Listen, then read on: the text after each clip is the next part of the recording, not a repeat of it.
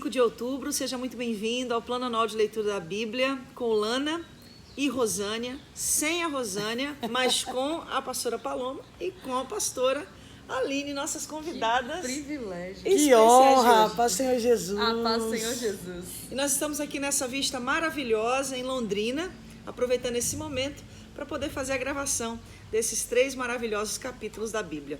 Hoje nós vamos ler Lucas, do capítulo 14 ao capítulo 16. Vamos lá? Num sábado, Jesus entrou na casa de certo líder fariseu para tomar uma refeição. E as pessoas que estavam ali olhavam para Jesus com muita atenção. Um homem com as pernas e os braços inchados chegou perto dele. E Jesus perguntou aos mestres da lei e aos fariseus: a nossa lei permite curar no sábado ou não?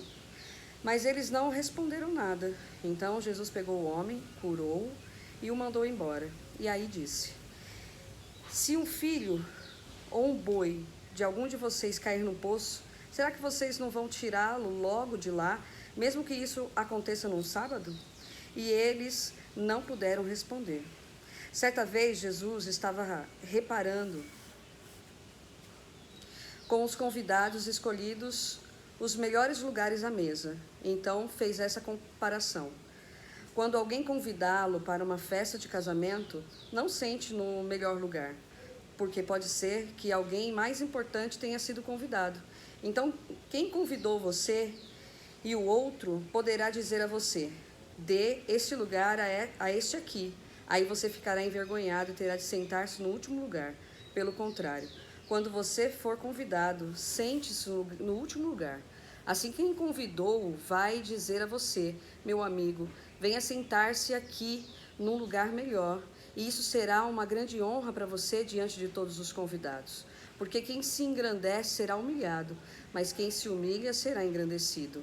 Depois Jesus disse ao homem que havia convidado: quando você der um almoço ou um jantar, não convide os seus amigos, nem os seus irmãos, nem os seus parentes, nem os seus vizinhos ricos, porque certamente eles também o convidarão e assim pagarão a gentileza que você fez. Mas quando você der uma festa, convide os pobres, os aleijados, os coxos, os cegos, e você será abençoado, pois eles não poderão pagar o que você fez.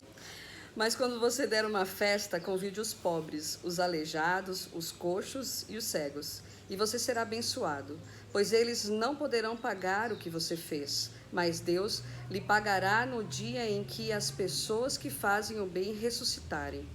Um dia, um dos que estavam à mesa ouviu isso e disse a Jesus: felizes os que irão sentar-se à mesa no reino de Deus. Então Jesus lhe disse: certo homem convidou muita gente para uma festa que ia dar. Quando chegou a hora, mandou seu empregado dizer aos convidados: venham, que tudo já está pronto.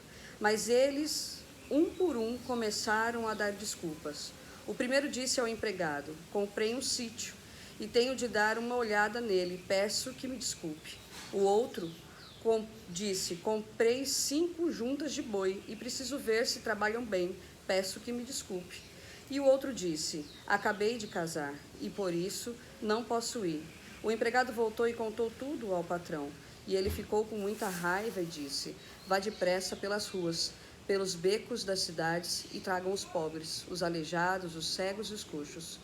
Mais tarde o empregado disse: patrão, já fiz o que o senhor mandou, mas ainda está sobrando lugar.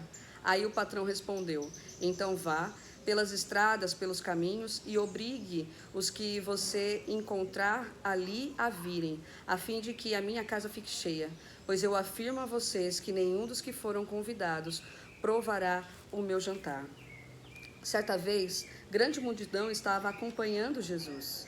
Ele virou-se para eles e disse: quem quiser me acompanhar não pode ser meu seguidor se não me amar mais do que ama o seu pai, a sua mãe, a sua esposa, os seus filhos, seus irmãos, as suas irmãs e até mesmo a si.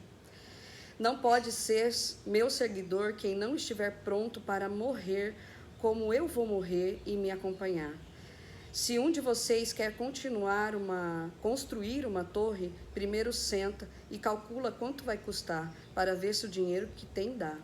Se não fizer isso, ele consegue colocar os alicerces, mas não pode terminar a construção. Aí todos os que virem o que aconteceu vão caçoar dele, dizendo: este homem começou a construir, mas não pôde terminar. Se um rei que tem 10.000 soldados vai partir para o combate, outro vem contra ele com 20.000. Ele senta primeiro e vê se está bastante forte para enfrentar o outro. Se não fizer isso, acabará precisando mandar mensageiros ao outro rei, enquanto este ainda estiver longe, para combinar condições de paz. Jesus terminou dizendo: assim nenhum de vocês pode ser meu discípulo se não deixar tudo o que tem. O sal é uma coisa útil, mas se perder o gosto, deixa de ser sal. É jogado fora, pois não serve mais nem para a terra, nem para o monte de esterco. Se vocês têm ouvido para ouvir, então ouçam. Capítulo 15. A ovelha perdida. Certa ocasião, muitos cobradores de impostos e outras pessoas de má fama chegaram perto de Jesus para o ouvir. Os fariseus e os mestres da lei criticavam Jesus, dizendo: este homem se mistura com gente de má fama e toma refeições com eles. Então Jesus contou esta parábola: se algum de vocês tem 100 ovelhas e perde uma, por acaso não vai procurá-la? Assim, deixa no campo as outras 99 e vai procurar a ovelha perdida até achá-la. Quando a encontra, fica muito contente e volta com ela nos ombros. Chegando à sua casa, chama os amigos e vizinhos e diz: alegrem-se comigo, porque achei a minha ovelha perdida.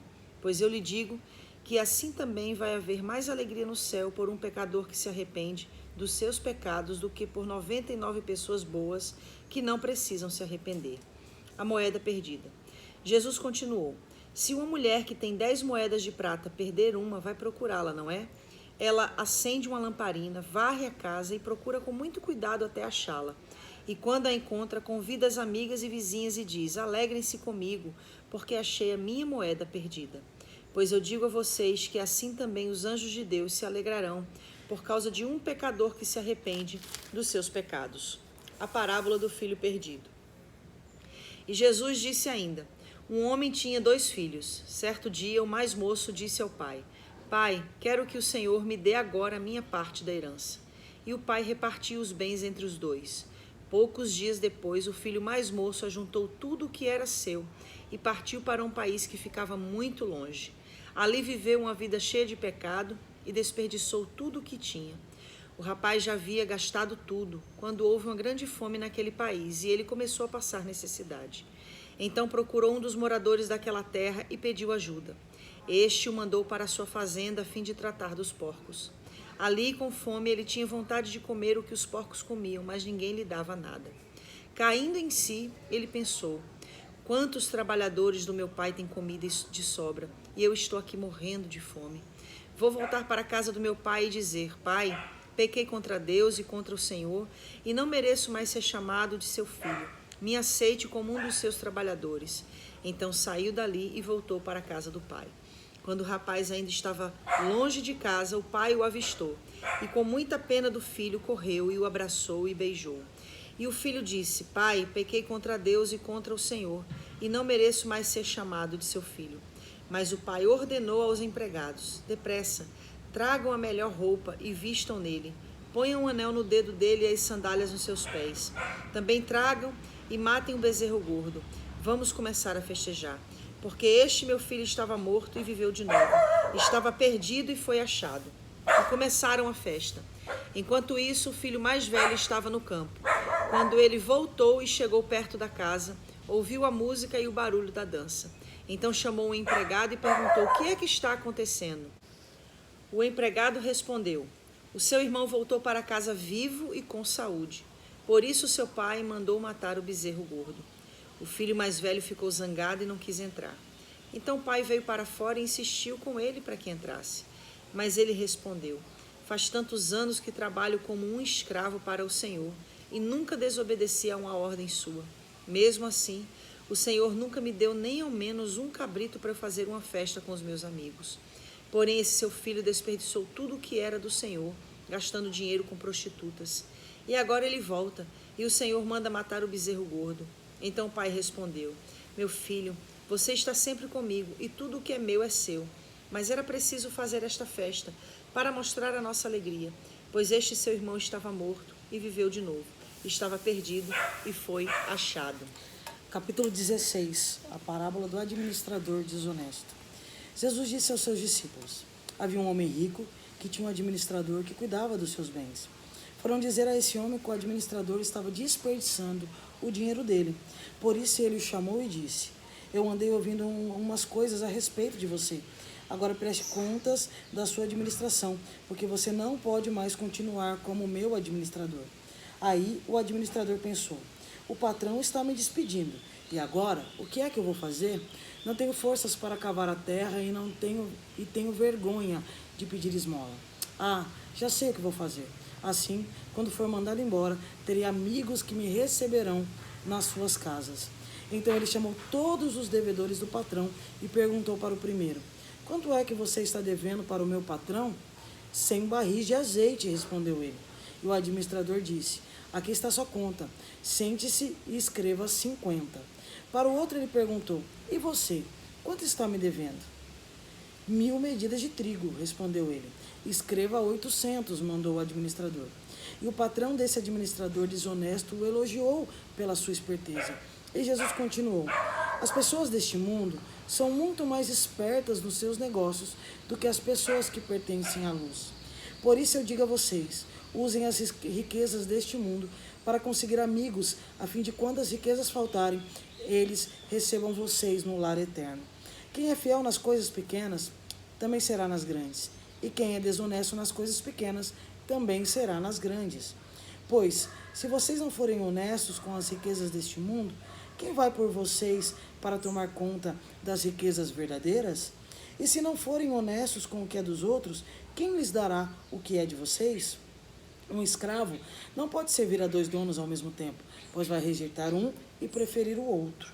Ou será fiel a um e desprezará o outro. Vocês não podem servir a Deus e também servir ao dinheiro. Algumas afirmações de Jesus. Os fariseus ouviram isso e zombaram de Jesus porque amavam o dinheiro. Então Jesus disse a eles: para as pessoas vocês parecem bons, mas Deus conhece o coração de vocês, pois aquilo que as pessoas acham que vale muito, não vale nada para Deus. A lei de Moisés e os ensinamentos dos profetas duraram até a época de João Batista. Desde esse tempo, a boa notícia do reino de Deus está sendo anunciada e cada um se esforça para entrar nele. É mais fácil o céu e a terra desaparecerem do que ser tirado um simples assento de qualquer palavra da lei. Se um homem se divorciar e casar com outra mulher, comete adultério, e quem casar com a mulher divorciada também cometerá adultério. A parábola do rico e de Lázaro. E Jesus continuou: havia um homem rico que vestia roupas muito caras e todos os dias dava uma grande festa. Havia também um homem pobre chamado Lázaro, que tinha o corpo coberto de feridas e que costumavam largar perto da casa do rico. Lázaro ficava ali, procurando matar a fome com as migalhas que caíam da mesa do homem rico. E até os cachorros vinham lamber as suas feridas. O pobre morreu e foi levado pelos anjos para junto de Abraão, na festa do céu. O rico também morreu e foi sepultado. Ele sofria muito no mundo dos mortos. Quando olhou, viu lá longe Abraão e Lázaro ao lado dele. Então gritou: pai Abraão, tenha pena de mim. Mande que Lázaro molhe o dedo na água e venha refrescar a minha língua, porque estou sofrendo muito neste fogo. Mas Abraão respondeu: meu filho, lembre que você recebeu na sua vida todas as coisas boas. Porém Lázaro só recebeu o que era mal. E agora ele está feliz aqui enquanto você está sofrendo. Além disso, há um grande abismo entre nós, de modo que os que querem atravessar daqui até vocês não podem, como também os daí não podem passar para cá. O rico disse: nesse caso, pai, peço que mande Lázaro até a casa do meu pai, porque eu tenho 5 irmãos, desde que ele vá e os avise para que assim não venham para este lugar de sofrimento. Mas Abraão respondeu: os seus irmãos têm a lei de Moisés e os livros dos profetas para os avisar, que eles o escutem. Só isso não basta, pai Abraão, respondeu o rico. Porém, se alguém ressuscitar e for falar com eles, aí eles se arrependerão dos seus pecados. Mas Abraão respondeu: se eles não escutarem Moisés nem os profetas, não crerão, mesmo que alguém os ressuscite. A gente, quando lê esse contexto, a gente sempre fica se sentindo convidado a falar das mesmas coisas, que é a parábola do filho pródigo, a parábola da ovelha perdida, da dracma perdida.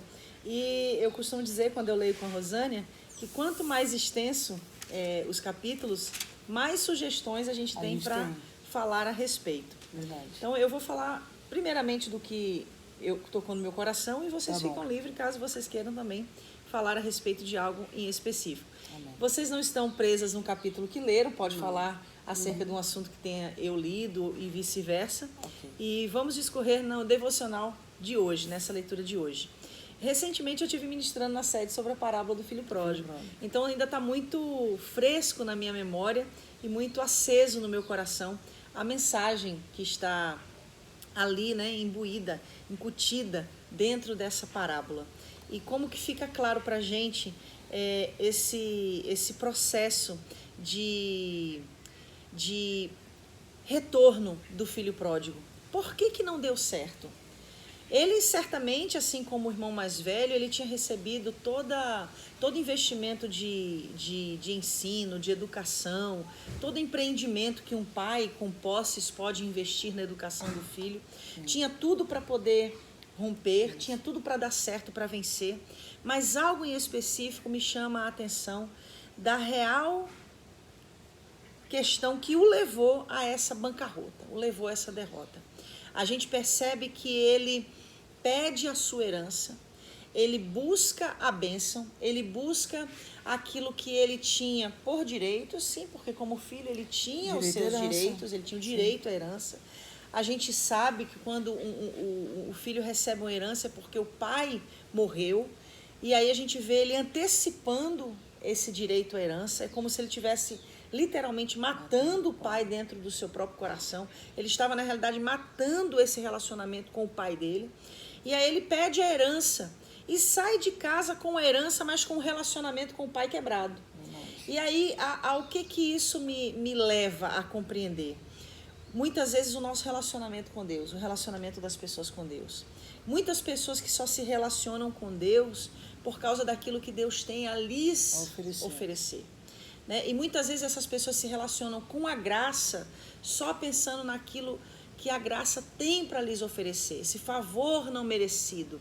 E assim foi o filho pródigo, né? Recebeu a sua herança e saiu de casa com esse vínculo, com essa quebra de relacionamento. E o fim do filho pródigo é, na realidade, uma denúncia daqueles que se relacionam, uma denúncia e uma exortação para aqueles que se relacionam com Deus baseado somente na busca de benefícios. Uma troca, né? Ou então só se relaciona com Deus baseado nos seus direitos. Entende? Enquanto filho. Exato. Então ele sai com herança, perde tudo o que tem e o final dele é estar ali comendo alfarrobas, né? Bolotas de porcos, a mesma comida que os porcos se alimentavam. E isso é uma tremenda exortação para todos nós, no sentido de que o nosso relacionamento com Deus deve estar baseado na premissa de amá-lo, de conhecê-lo, de buscá-lo, o prazer de se relacionar na com presença ele. dele. Essa deve ser a premissa. Porque, na realidade, ele reivindicou uma herança que ele já possuía, que já era dele. Sim. Então, existem tantas coisas que a gente está buscando em Deus que já é nossa. Que só o fato da gente usufruir do relacionamento com Deus, crescer, como diz a palavra, né? Sigamos e prossigamos em conhecer ao Senhor. Ou seja, é esse relacionamento contínuo que vai gerando a cada dia um conhecimento maior da parte de Deus. Enquanto mais a gente o conhece, e aí por isso que Jesus fala, né? Buscar em primeiro lugar o reino de Deus e a sua justiça. E eu só vou encontrar o reino de Deus e a justiça no Pai. É verdade. No Pai, no relacionamento com o Pai. No prazer de estar com Ele. No prazer. Sim. E as demais coisas vos serão acrescentadas. Porque você não vai precisar nem pedir. Porque Deus já sabe o que você precisa. Não é isso que Jesus fala? Sim. Olhai para as aves dos céus, não plantam nem colhem, todavia o Pai não deixa que nada falte a elas. Olhai para os lírios dos campos, não fiam nem tecem, mas vos garanto que nem Salomão, em toda a sua riqueza, se vestiu como uma delas. Então não fará o Pai por vós muito mais. Então a gente precisa entender que a mensagem principal da parábola do filho pródigo é essa. É a base do nosso relacionamento. Quando há relacionamento com Deus, há salvação. Quando há relacionamento com Deus, há restauração, há noção de destino, há compreensão de propósito. A gente não busca somente herança para se perder naquilo que o nosso coração nos leva a buscar. Inclusive, eu queria fazer um adendo que o cristianismo está na moda justamente por conta desse processo de troca, de barganha, e não de relacionamento. Verdade. As pessoas não têm mais o prazer de estar com Deus, de se relacionar com Deus, mas elas cumprem um protocolo de ir na igreja em busca de alguma coisa em troca. É aquilo que a senhora colocou de maneira super pontual. Já é uma herança já nossa. No céus espiritual, a nossa herança já está preparada. Então a gente não precisa buscar a bênção. É aquilo que a gente aprende na liga, né, pastora? As bênçãos nos alcançam, né? Então a gente precisa se relacionar e estar com Deus, viver o cristianismo pelas figuras do que Jesus é, do que Deus representa na nossa vida, e não naquilo que Ele pode nos oferecer. Eu vejo dois pontos aqui. Um deles é o fato do filho pródigo, ele fazer uma escolha.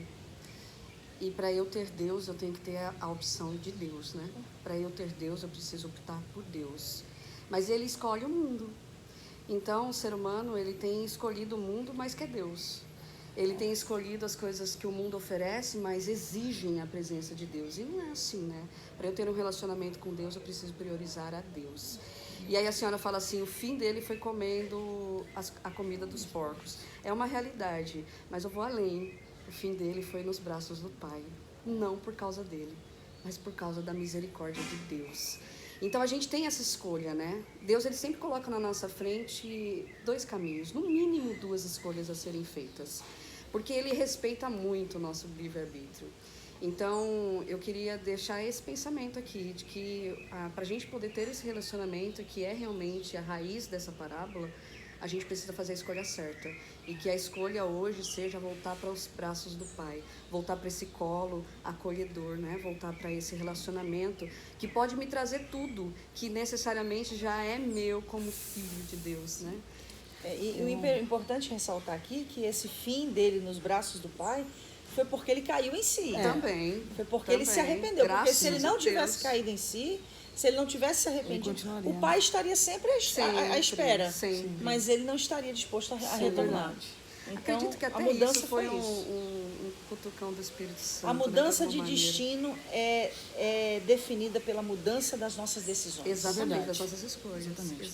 É aquilo que a Paloma falou do livre-arbítrio, né?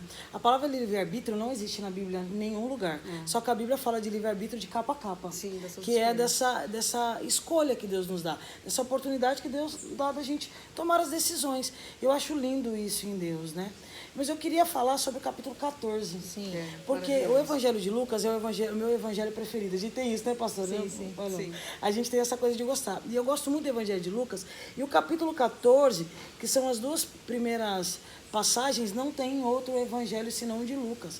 E que fala dessa humildade. Eu queria falar disso, porque isso tocou muito meu coração. Que é Jesus nos ensinando como a humildade é importante no nosso processo, nos processos da nossa vida. Hoje nós andamos dentro de uma perspectiva de que o mundo faz com que a gente viva o egocentrismo, se exalte. A gente precisa, exatamente, a gente precisa sempre estar acima, a gente precisa sempre cobrar que as pessoas nos vejam como doutores, como mestres, com os títulos que nós carregamos, muito mais do que quem nós verdadeiramente somos. E Jesus nos ensinou sobre a humildade. O Evangelho fala de humildade. Jesus foi a própria figura da humildade. Então Jesus, ele vai e diz, olha, quando convidarem vocês para um lugar mais, para uma festa, não sente no lugar mais honroso. Sente um pouquinho para trás. Porque quando o seu amigo que deu a festa chegar, ele vai te pegar e te conduzir para o lugar mais honroso. Mas se você já se colocar no lugar mais honroso, pode ser que chegue alguém maior do que você e você passe vergonha. Então, assim, que a gente possa aprender esse posicionamento de humildade em todas as áreas da nossa vida e em todos os momentos da nossa vida, que a gente possa entender que a gente sempre precisa ser o menor para que assim a gente possa ser o maior no reino de Deus. A humildade é algo que está muito raro, muito escasso no nosso meio, e agora eu estou falando no meio cristão mesmo, e é algo que Jesus nos ensinou. Humildade, foque nisso. Pense sempre que você precisa ser humilde. Não se exalte a si próprio, porque Deus quando necessário, Ele mesmo nos exalta, Ele mesmo nos honra. E que é um privilégio maior do que a honra que vem de Deus? Não É tem. verdade. Não tem privilégio maior do que a tem honra preço. que vem de Deus. Não tem preço isso. Então, fique com isso no teu coração. Seja humilde em todos os momentos.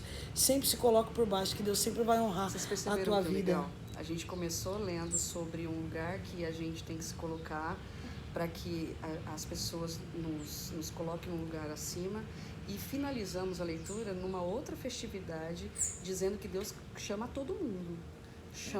Primeiro ele honra aqueles, né? Sim. E esses não dão valor, não dão atenção, aí ele pega e fala, vai e busca todo mundo e enche. Eu quero a minha casa cheia. É verdade. Então fala de duas festividades, né? No início e no final. E eu diria que nessa festividade, por último, a gente que se deu bem.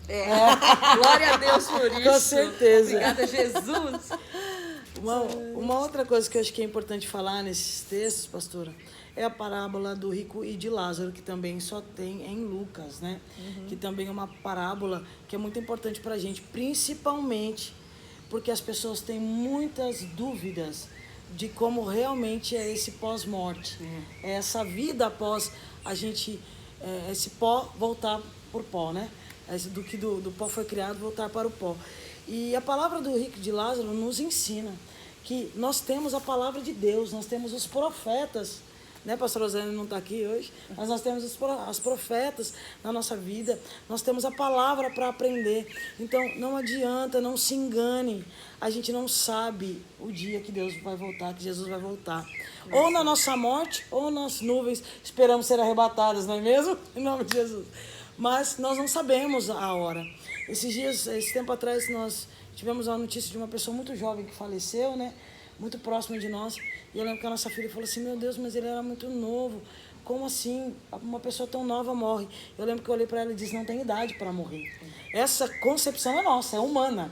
Porque a gente quer viver o máximo possível. Primeiro, né? Que os mais velhos morrem primeiro, mas isso não é uma verdade. A gente sabe disso. Então, nós não sabemos o dia de amanhã. A gente estava conversando hoje no café da manhã, né? Do amigo da Paulinha. Da Paulinha, de 14 anos de quando ela idade. tinha 14 anos, morreu. Quebrou o Verdade. braço e foi fazer uma cirurgia. Teve uma reação Teve uma reação alérgica e faleceu. A anestesia e faleceu. Exatamente, né? O irmão da pastora Paloma saiu com 20 anos de casa para ir carro. até o vizinho de carro e morreu no meio do Bateu o carro caminho. no meio do caminho e Então, morreu. assim, a gente não sabe o dia de amanhã. Então, o que a parábola do rico e do Lázaro nos ensina? Que, primeiro, os nossos posicionamentos na terra, elas precisam convir com a palavra de Deus. Porque esse rico, ele, pelo que eu entendi nessa parábola, a minha concepção, a minha interpretação, como diz meu eureka divino aqui, o que acontece? Ele conhecia, porque Abraão diz para ele lá em cima, que é a figura de Deus, né? O pai Abraão é essa figura do próprio Deus, né? No Antigo Testamento. Então ele fala, olha, tem a palavra e os profetas. Então quer dizer que ele conhecia, ele sabia, só que ele resolveu não seguir. Voltamos na parábola do filho pródigo. Ele decidiu não seguir. E ele fez uma escolha. E quando, depois que Jesus volta pra gente, não há mais condições de se fazer uma escolha. Não há purgatório. Isso é uma criação da Igreja Católica lá no começo do século, na época medieval, para indulgências. Então isso é uma criação, isso não existe. A palavra de Deus diz que morreu, segue-se o juízo. Então a gente precisa ter esse entendimento. As suas escolhas é para aqui e agora, para que você tenha o que a nossa pastora sempre nos ensina, uma eternidade garantida com Deus. Porque a eternidade pode ser com Deus ou pode não ser com Ele. E sem falar que o purgatório anula o sacrifício de Cristo. Totalmente. Porque o purgatório, como a própria palavra diz, purgar, pagar. A pessoa vai para o purgatório para pagar os seus pecados. Então, se eu poderia ir para o purgatório para pagar meus pecados, por que Jesus precisaria morrer na cruz por morrer nós? na cruz Não por tem mim? lógica. É incoerente. Então, existem algumas crenças que elas precisam ser confrontadas com a coerência. Exatamente. Com o óbvio. O óbvio, né? exato. Quem foi que pregou? Foi o presbítero Leandro, né? Sim, Né? quarta-feira. Praticando o óbvio. Praticando o óbvio. Um mais um mais é um dois. é É igual a dois. dois, É igual a Então, dois. é óbvio. Se Jesus morreu para nos salvar dos nossos pecados, como é que eu posso morrer para o purgatório para pagar os meus pecados? Exatamente. E outra doutrina que a gente quebra aqui, reencarnação. Sim. Reencarnação. A parábola do rico de Lázaro diz, quem está aqui não vai para aí, quem está aí não vem para cá, e quem está nesses dois lugares não volta para a terra. Quebra aqui também. O que também que também anula o sacrifício de Jesus. Sim. Totalmente a reencarnação. Se eu posso morrer e voltar para pagar os meus pecados, por que Jesus morreu na cruz por mim? Hebreus 9:27. A homem lícito. está ordenado por Deus morrer uma só vez, Glória a seguindo após isso o juízo. O cara Exatamente. morre, reencarna. Não quero Morre, voltar aqui, não. reencarna. Não, Morre, me reencarna. deixa logo com Jesus. Então, gente, não se enganem, não se deixem enganar. As nossas escolhas são para agora. Evangelho é para aqui e reino de agora. Deus está aqui Exatamente. agora. Jesus diz, é chegado o reino de Deus. Quer dizer, eu cheguei para trazer uma maneira de enxergar a vida diferente, de fazer diferente. E é evangelho que nós estamos, já na leitura da Bíblia, com as pastoras. É evangelho, é aqui e agora, é para se viver agora. Não adianta querer viver amanhã. Eu sempre digo, pastora, as pessoas querem ir para o céu, mas elas não querem adorar a Deus aqui agora. O que vai fazer Vai aqui fazer no lá céu? o quê? O que vai fazer no céu? Não vai nem saber o refrão? Exatamente. Santo, santo. As falando pessoas, o quê lá? as Vai ficar falando pessoas, o quê, né? as pessoas querem ir para o céu, mas não querem se relacionar com Deus aqui agora. O que vai fazer no céu? Você vai na casa de alguém que você não conhece? Você não vai. Você não está na rua, bate na porta e fala, vim te visitar, uma pessoa que você nunca viu. Não. Então, A gente nem deixa entrar. nem por deixa. baixo. Não, estranho. Estranho. Né? Não deixa Não entrar. te Fecha a conhece. porta, né? Então a gente precisa realmente focar nisso. E que coisa, como as coisas se encaixam na palavra de Deus, né? Perfeitamente. Maravilhoso. Humildade, escolha, sabendo que essa escolha nos leva para um final. A regra principal da hermenêutica, a Bíblia, explica a Bíblia. Exatamente. Gente, fiquem com essas palavras. Hoje rendeu nossa Opa. leitura, tá bom?